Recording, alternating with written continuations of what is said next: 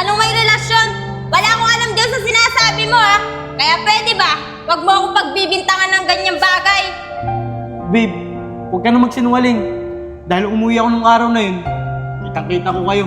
Nag-aarutan. Dito mismo sa pamamahay ko. Babe, Sa'yo, gagalingan ko talaga. kaya hindi kita makalimutan eh. Ang galing mo kasi. Napakagaling mo. Ang cute mo. Swerte ko rin sa'yo. Kaya mahal na mahal kita eh. Talaga? Oo.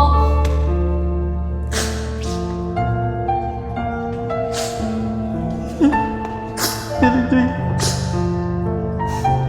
kung nagawa sa akin to.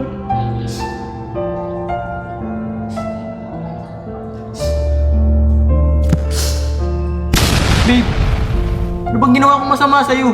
Ba't ginawa mo sa akin yun? Naghaharutan ka dyan. Bakit? May ebidensya ka ba? Para pagbintangan mo ako ng ganyan? Di ba wala naman? Kumain ka na nga lang dyan. Baka gutom lang yan.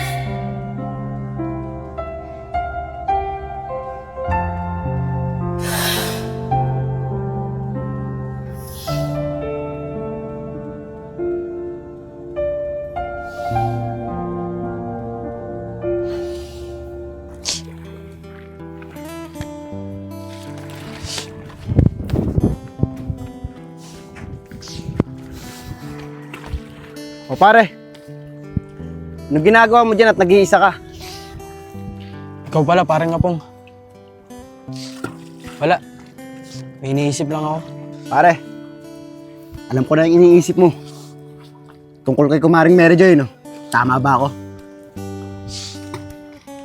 Oo, pare. Tama ka. Iniisip ko nga tungkol sa asawa ko. Pero pare, ba't di mo agad sinabi sa akin na maaga? Na may relasyon pala si Allen. Tsaka yung asawa ko. Wala naman akong pinakitang hindi maganda sa inyo. Bakit nailihim mo sa akin yun? Pre, patawarin mo ako kung nailihim ko sa'yo mga ganong bagay. Noong mga panahon kasing yun, ginagamitan ako ni Allen ng mga panlilibre niya para manahimik ako. At yun yung pinagsisisihan ko sa buong buhay ko. Hindi ko sinabi sa'yo na may relasyon silang dalawa. Pero pre, ngayon nalaman mo na ang katotohanan. Ba't ayaw pahiwalayin si Kumaring Mary Joy? Pare, yun nga ang mahirap eh. Gusto ko man siyang iwan, pero di ko magawa. Pare, alam mo ba kung bakit? Sobrang mahal na mahal ko kasi yung asawa ko eh. Di ko nga alam eh. Kung ba't ako nagpapakatanga sa kanya. Minsan nga naiisip ko eh, nawakasan na lang tong buhay ko. Para naman mawala na yung sakit na nararamdaman ko, pare.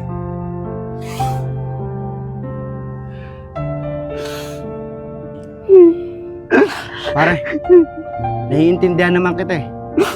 Katulad nga ng sinabi ko sa'yo dati. Magpakatatag ka. Kapag nalaman mo ang katotohanan. At wag mong gagawin, nawakasan yung buhay mo. Marami pang pwedeng magaganda mangyari sa buhay mo, pare. Kaya wag mong gagawin yun. O paano? Diyan ka na. Maiwan na kita. Sige pare, mag-iingat ka. Sige.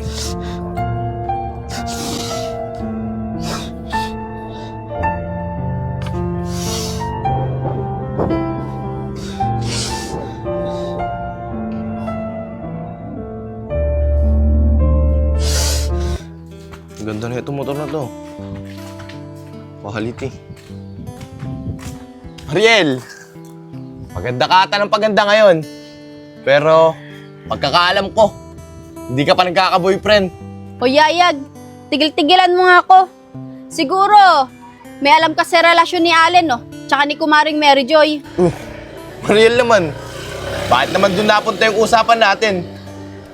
Ikaw, napaka-chismosa mo talaga. O Yayag, hindi ako chismosa ah. Dahil narinig ko lang naman yung pinag-usapan ni Allen tsaka ni Kumaring Mary Joy na may balak silang magsama. Kaya posibleng hindi mo alam yun. Eh di ba, kakilala mo si Allen. Ikaw talaga, di ka titigil hanggat di mo nalalaman. Sige, sasabihin ko na sa'yo. Oo, may alam ako doon. Si paring Haling kasi, nililibre niya kami. Eh si Oscar, wala kami napapala sa kanya. Kaya ngayon, alam mo na. Bakit? May magagawa ka ba? Bilib din ako sa Yayag. Kumpare mo sa Oscar, pero kinukonsinte mo yung kamalian ng asawa niya. Bakit? Dahil ba sa nililibre ka ni Allen? Kaya nagagawang paglihiman yung kaibigan mo. Ayos ka rin eh. Aba Mariel, sa panahon ngayon, kung sino may pera, syempre, doon ka dapat dumikit. Tama ba sinabi ko o mali? Mali. Alam mo, isa lang ang tawag sa ganyan eh. Mukhang pera. Aba Mariel, kaysa ginaganyan mo ako, ba't kaya di ka na lang magpaligaw sa akin? Mamahalin naman kita. Ano? Maliligaw ka sa akin? Hindi na lang. Kahit ikaw na lang yung nag-isang lalaki dito, hindi kita magugustuhan. Mangarap ka na lang. Talagang yung babaeng yun, napakasuplada. Pero, gumaganda siya. Kylie, Gabi, nandiyan ba mama mo?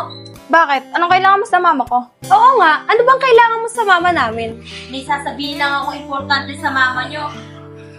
Ma! Tawag ka ng kumare mo mangungutang! Sino ba yun? Oh, kumaring Mary Joy, ano naman kailangan mo? Mare, may sasabihin na ako sa'yo. Tali ka dito, dali. Ano ba yung sasabihin mo? Dito ka sa labas. Bilisan mo, importante lang to. Uy, kumare, ang gaganda ng mga anak mo. Manang-mana talaga sa'yo, napaka-pretty. Siyempre naman, kanino pa ba naman magmamahal? Eh di sa nanay. Oh, ano ba kailangan mo? Eh, Mare, nakikita mo ba tong singsing ko? Tsaka tong relo ko? Tunay ito. Eh, sasala ko muna sa'yo. Sabi na nga ba, may kailangan ka eh. Pero tunay ba yan? Patingin mo. Aba, Mare, tunay na tunay yan, oh. Tignan mo, good quality yan. Ganda yan, Mare. Sinasabi ko sa'yo, magugustuhan mo yan. Eh magkano mo naman sinasanla to? Mare, 2,000 na lang yan. Sigurado ka ha, tunay to. Oo, Mare. Di ka magsisisi dyan. Maniwala ka sa akin. Sige, sigurado ka Mare ha, totoo to. Bukas na bukas, papatingnan ko to sa pawn shop. Sige, Mare. Kahit patignan mo pa yan. Tunay na tunay yan. Paano, Mare? Alis na muna ako, ah. Bye!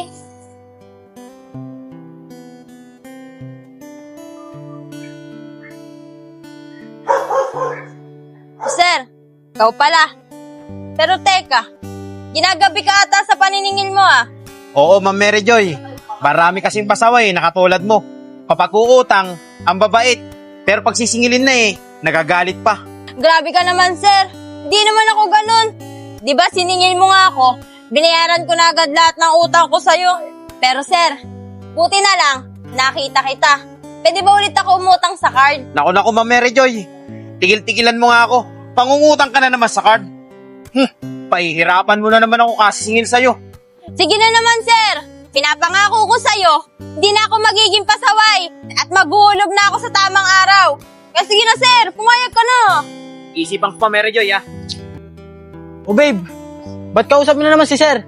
Siguro, manghiram ka na naman ng pera, no? Oscar, tumahimik ka nga dyan. At kung mangungutang man ako kay sir, wala ka nang pakialam doon. Hindi mo nga ako binibigyan ng malaking pera eh. Ah, sige na, Mary Joy. Pupunta pa ako opisina Magdadala ako nitong pera. Tignan mo, umalis tuloy si sir nang dahil sa'yo. Ibis na makakautang na ako sa card namin eh. Babe, tinatanong ko lang naman. Ano bang masama doon? Tara na nga, umuwi na tayo.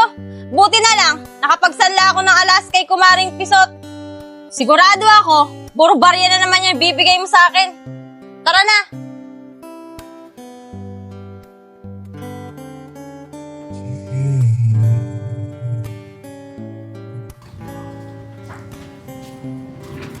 Oh, Maring Pisot.